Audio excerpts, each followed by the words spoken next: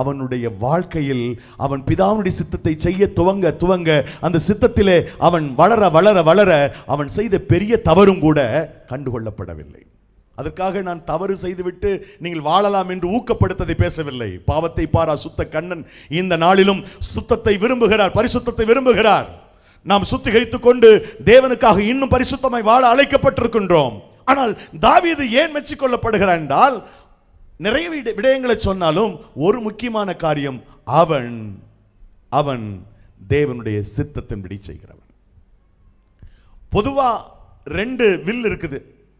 ஒன்று permissible will, மற்றொன்று perfect will.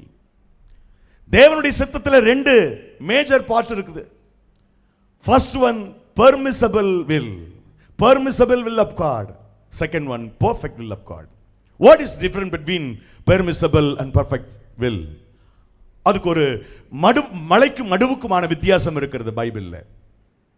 அன்பிற்குரியவர்களே, நம்முடைய வாழ்க்கையில பல நேரங்களில் நான் என்ன விரும்புகிறேனோ அது நடக்க வேண்டும் என்று நினைக்கின்றோம். நான் என்ன நினைக்கிறேன், என் ஆசை, என் விருப்பம், இதை நிறைவேற்ற வேண்டும் என்று நமக்கு ஆசைப்படுகிறோம். அது காட்ஸ் வில்லா? அவருக்கு விருப்பம் இல்லை, ஆனால் இதுதான் வேண்டும் என்று நாம் போராடுகிறோம்.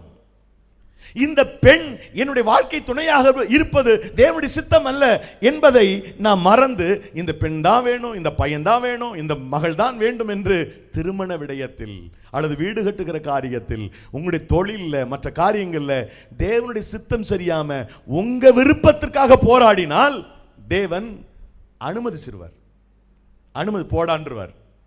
ஆனா என்ன ஆகும்னா அதுல பிரச்சனை இருந்துட்டே இருக்கும். நிறைய பேரோட லைஃப்ல நான் பார்க்கிறேன், அநேகர் தேவ